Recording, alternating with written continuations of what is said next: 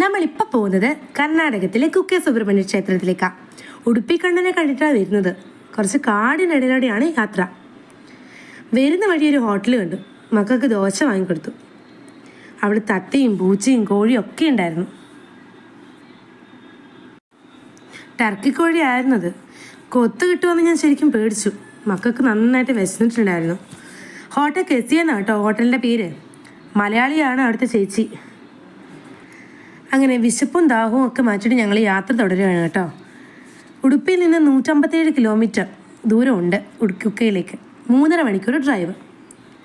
ഞങ്ങളൊരു 6:30 ആയപ്പോഴത്തേക്കും അക്ഷര ഗസ്റ്റ് ഹൗസിലെത്തി. നമ്മളിവിടെ റൂം ബുക്ക് ചെയ്തിട്ടുണ്ട്. കർണാടക ടെമ്പിൾ അക്കോമഡേഷൻ വഴിയാണ് റൂം ബുക്ക് ചെയ്തത്. ഒരു റൂമിന് 200 രൂപയാണ് ഇവിടെ ചാർജ്. റൂം കുഴപ്പമില്ലായിരുന്നു. 2 ബെഡുള്ള ഒരു റൂമാണ് 200 രൂപ ചാർജ്. അപ്പം ഞങ്ങൾ 3 റൂം എടുത്തിട്ടുണ്ടായിരുന്നു. യാത്രയൊക്കെ കഴിഞ്ഞ് മക്കളെല്ലാം ക്ഷീണിച്ചിട്ടുണ്ടായിരുന്നു. അവർക്ക് വെള്ളവും കഴിക്കാൻ ഫുഡും എല്ലാം കൊടുത്ത് ഞങ്ങൾ ഇവിടെ എത്തിയിരിക്കുന്നത് സർപ്പസംസ്കാര പൂജ ചെയ്യാനാണ്. സർപ്പസംസ്കാര പൂജയ്ക്ക് ഓൺലൈൻ ബുക്കിംഗ് ഉണ്ട്. 4200 രൂപയാണ് കേട്ടോ അതിന് ചാർജ് വരുന്നത്. മാസങ്ങൾക്ക് മുമ്പേ ഓൺലൈനായിട്ട് ബുക്ക് ചെയ്താൽ മാത്രമേ ഇതിനുള്ള ടിക്കറ്റ് കിട്ടുള്ളൂ. അമാവാസി ദിവസങ്ങളിലും ഉത്സവ ദിവസങ്ങളിലൊന്നും ഈ പൂജ ഇവിടെ ചെയ്യാറില്ല. ഞങ്ങൾ രാവിലെ കുളിച്ച് ക്ഷേത്ര ദർശനത്തിന് പോവാം.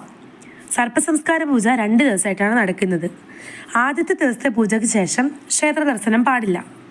കുമാരധാര പുഴയുടെ തീരത്താണ് ഈ ക്ഷേത്രം സ്ഥിതി ചെയ്യുന്നത്.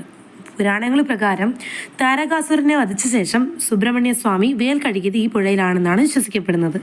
ഇനി ഈ ക്ഷേത്ര ഐതിഹ്യം പറയുകയാണെങ്കിൽ, ഗരുഡന്റെ ഉപദ്രവത്തിൽ നിന്ന് രക്ഷ നേടാൻ വേണ്ടിയിട്ട് സർപ്പരാജാവായ വാസുകി ഇവിടെയുള്ള ഗുഹയിൽ തപസ് ചെയ്തിട്ടുണ്ടായിരുന്നു. അങ്ങനെയാണ് വിശ്വാസം. തപസ്സിൽ പ്രസന്നനായ സുബ്രഹ്മണ്യ സ്വാമി വാസുകിക്ക് ദർശനം നൽകുകയും താൻ എപ്പോഴും അവിടെ വാസുകിയോടൊപ്പം ഉണ്ടാകുമെന്ന് വാഗ്ദാനം നൽകുകയും ചെയ്തു. അതിനാൽ ഇവിടെ സുബ്രഹ്മണ്യ സ്വാമി ആരാധിക്കുന്നത് വാസുകിയോടൊപ്പമാണ്. ഇവിടെ ക്ഷേത്രത്തിൽ 2 പ്രധാന പീഠങ്ങളുണ്ട്. മുകൾ ഭാഗത്ത് സുബ്രഹ്മണ്യ സ്വാമി, തൊട്ടു താഴെയായിട്ട് സർപ്പരാജാവായ വാസുകി. ഇവിടെ ഭഗവാൻ സർപ്പരൂപത്തിലാണ് കുടികൊള്ളുന്നതെന്നാണ് സങ്കല്പമുള്ളത്. അപ്പോൾ ഈ കുമാരധാരയിൽ കുളിച്ചിട്ട് വേണം നമ്മൾ ക്ഷേത്ര ദർശനവും പൂജയും നടത്താൻ വേണ്ടിയിട്ട്. രാവിലെ 7:30 പൂജയ്ക്ക് റിപ്പോർട്ടിംഗ് ടൈം തന്നിട്ടുണ്ടായിരുന്നു. അത് റെസിപ്റ്റിൽ തന്നെ ഉണ്ടാവും. പുരോഹിതന്റെ നിർദ്ദേശാനുസരണം പൂജയുടെ ഉദ്ദേശം പറഞ്ഞ് സങ്കല്പ ചടങ്ങുകൾ ആരംഭിക്കുകയാണ്. ഈ സമയത്ത് നമ്മുടെ മക്കൾസ് 3 പേരും കൂടെ പുറത്ത് നല്ല നടത്തുമായിരുന്നു. അവിടെയുള്ള ഒരു നായയെ കണ്ടിട്ട് അതിൻ്റെ പുറകെ മുട്ടുകുത്തി നടക്കുന്നതായി കാണുന്നത്.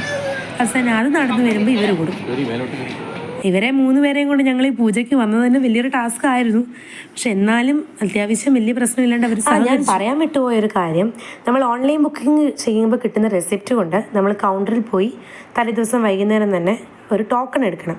ആ ടോക്കൺ വെച്ചിട്ടാകട്ടെ ഇവിടെ പൂജയ്ക്ക് വന്നിരിക്കുന്നത്. പിന്നെ പൂജയുടെ ഉദ്ദേശം പറഞ്ഞിട്ട് സങ്കല്പ ചടങ്ങുകളെല്ലാം നടക്കാൻ വേണ്ടി തുടങ്ങി. ഈ സങ്കല്പ ചടങ്ങിൽ ഈ പറഞ്ഞ പുരോഹിതൻ നമ്മുടെ പൂജ ചെയ്യുന്നയാളുടെ പേര്, നക്ഷത്രം, ഗോത്രം എന്നിവ ചോദിച്ചറിഞ്ഞിട്ട് അത് വെച്ചിട്ടാകട്ടോ മന്ത്രം ചൊല്ലുന്നത്. സർപ്പസംസ്കാരം കൂടാതെ നടക്കുന്ന മറ്റ് ദോഷപരിഹാരങ്ങൾ ചെയ്യുന്ന ചടങ്ങുകളാണ് ആശ്ലേഷബലിയും നാഗപ്രതിഷ്ഠ. അറിഞ്ഞോ അറിയാതെയോ നമ്മളോ നമ്മുടെ പൂർവികരോ സർപ്പത്തെ കൊല്ലുകയോ ഉപദ്രവിക്കുകയോ ചെയ്തിട്ടുണ്ടെങ്കിലാണ് സർപ്പദോഷം ഉണ്ടാകുന്നത്. ആ സർപ്പദോഷം മാറാൻ വേണ്ടിയിട്ടാണ് നമ്മൾ ഈ സർപ്പസംസ്കാര പൂജ ചെയ്യുന്നത്. ജാതകത്തിൽ കാളസർപ്പദോഷം ഉള്ളവരൊക്കെ ഈ കുക്കെ സുബ്രഹ്മണ്യത്തിൽ ക്ഷേത്രത്തിൽ വന്നിട്ട് പൂജ ചെയ്യാറുണ്ട്.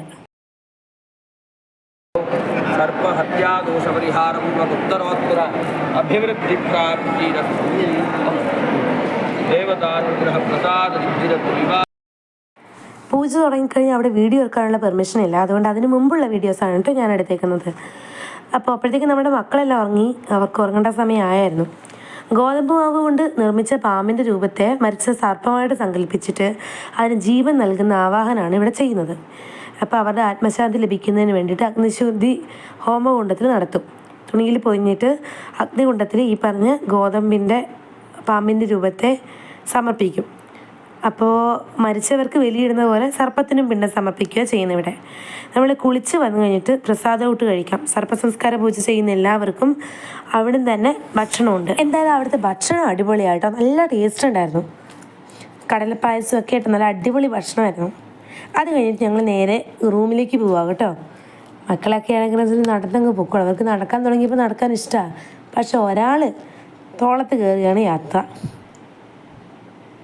കണ്ടില്ലേ? മഴയാണ്, കുറച്ച് ലേറ്റ് ആവും. കുഞ്ഞു പോകുന്ന പോക്ക് കണ്ടോ, നോക്കിയാട്ടെ, കണ്ട് പഠിക്കല്ലേ. ഞങ്ങൾ പോകുമ്പോഴേ നല്ല മഴക്കാറുണ്ടായിരുന്നു. 2 ദിവസത്തെ സ്റ്റേക്ക് വേണ്ടിയിട്ട് ഞങ്ങൾക്ക് റൂം കിട്ടിയിട്ടുണ്ടായിരുന്നില്ല. ഈ പൂജ ശരിക്കും 2 ദിവസമാണ് നടക്കുന്നത്. പൂജ ബുക്ക് ചെയ്യുന്നവർക്ക് ആശ്ലേഷ ഗസ്റ്റ് ഹൗസിൽ റൂം ഉണ്ടാവും.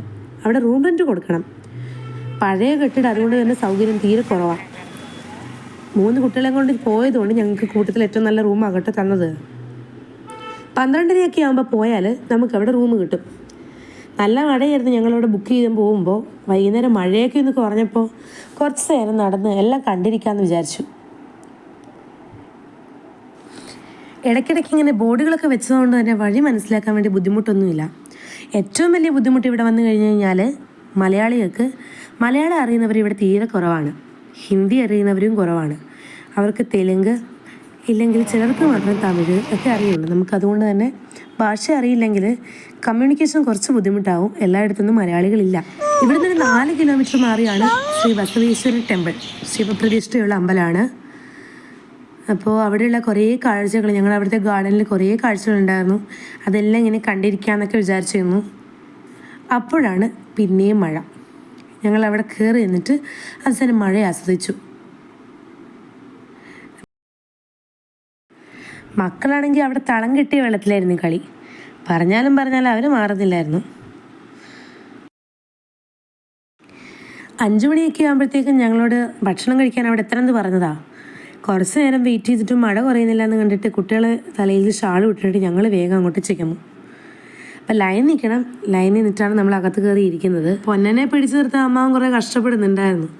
കുറച്ച് സ്ഥലം കളിക്കാൻ കുറച്ച് സ്ഥലം കിട്ടിക്കഴിഞ്ഞാൽ എൻ്റെ പൊന്നനെ പിന്നെ പിടിച്ചു നിർത്താൻ ആർക്കും പറ്റത്തില്ല. അപ്പോഴാണ് അവനൊരു വാവയെ കണ്ടത്. പിന്നെ ആ വാവയുടെ കൂടെയായിരുന്നു കളി. ആ വാവയെ കണ്ടു കഴിഞ്ഞപ്പോൾ നമ്മുടെ പൊന്നും കുഞ്ഞും പിന്നെയും മുട്ടിലെഴിയുന്ന കുഞ്ഞു വാവകളായി. കാലുകൊണ്ട് വലിച്ചിരുന്ന് നടക്കുകയും എല്ലാ ഹാളിലിരുന്ന് എല്ലാവരും ഇരുന്ന് ആസ്വദിക്കുമായിരുന്നു ഇവരുടെ കളി. കുറച്ച് നേരം ഭക്ഷണത്തിനുമായിട്ടുള്ള വെയിറ്റിങ്ങിൽ ഏറ്റവും നല്ല എൻ്റർടൈൻമെൻ്റ് ആയിരുന്നു ഇത്.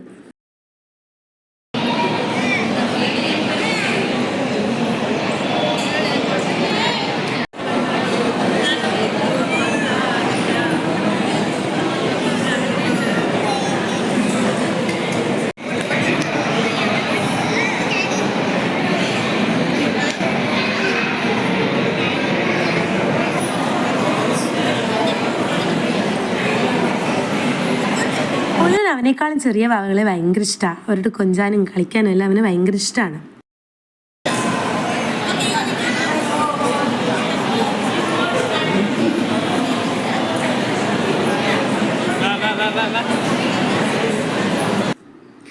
ആദ്യം വന്നത് ഉപ്പുമാവാണ്. ഉപ്പുമാവിൻ്റെ പുറകെ വന്നത് അവിലും തൈരും. നിങ്ങൾ വിചാരിക്കും ഇത് എന്ത് കോമ്പിനേഷനാണ്, ഒരു രസമില്ലല്ലോ ഭക്ഷണം, അപ്പോൾ ഇതെങ്ങനെ കഴിക്കുമെന്ന്. പക്ഷേ അസാധ്യ രുചിയാണ്. ഇത് ഇവരെങ്ങനെ ഉണ്ടാക്കുന്നതെന്ന് എനിക്കറിയില്ല. പക്ഷേ നമുക്ക് കഴിച്ചു കഴിഞ്ഞാൽ അസാധ്യ രുചിയാണ്. നമ്മൾ കഴിച്ചിട്ട് ചെല്ലുമ്പോഴത്തേക്ക് എന്താ അമ്മയ്ക്ക് അവിടെ പാല് കാപ്പി എന്താണെന്ന് വെച്ചാൽ നമുക്ക് കിട്ടും. അപ്പോൾ മക്കൾക്ക് വേണ്ടിയിട്ട് പാല് തന്നിട്ടുണ്ടായിരുന്നു അവിടുന്ന്. അപ്പോൾ അവർക്ക് പാലും കൊടുത്തു. കുറച്ച് നേരം ഞങ്ങൾ അവിടെ നിന്നു.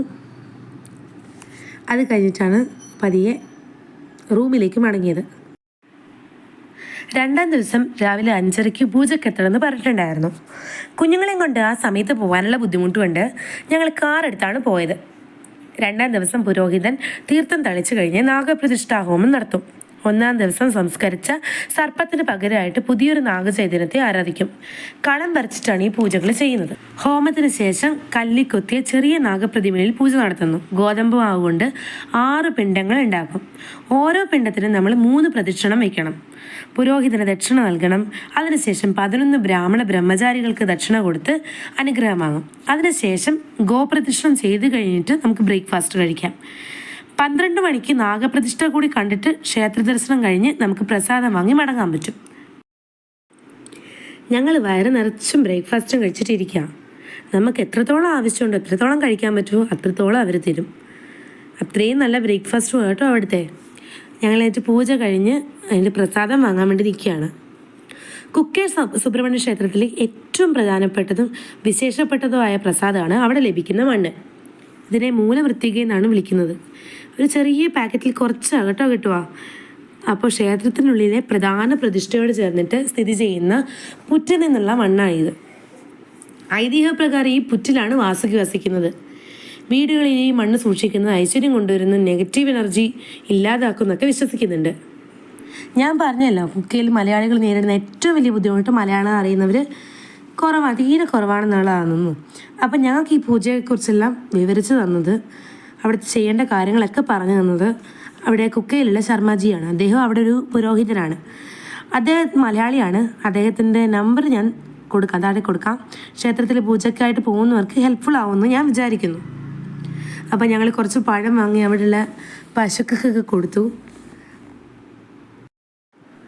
കുക്കെ ക്ഷേത്രത്തിൽ പോകുന്ന പലരും അറിയാതെ പോകുന്നവരുടെയാണ് ബിലദ്വാര ഗുഹ. ബസ് സ്റ്റാൻഡിൽ നിന്ന് 800 മീറ്റർ മാറിയാണിത്. ഇവിടെ ഇരുന്നാണ് വാസുകി തപസ് ചെയ്തത്. 10 മീറ്റർ നീളവും 30 അടി താഴ്ചയുണ്ട് ഈ ഗുഹയ്ക്ക്.